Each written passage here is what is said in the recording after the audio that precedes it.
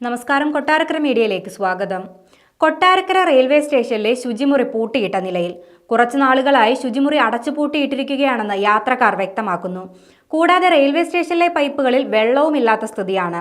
ഇതുമൂലം നിരവധി യാത്രക്കാരാണ് ബുദ്ധിമുട്ട് നേരിടുന്നത്.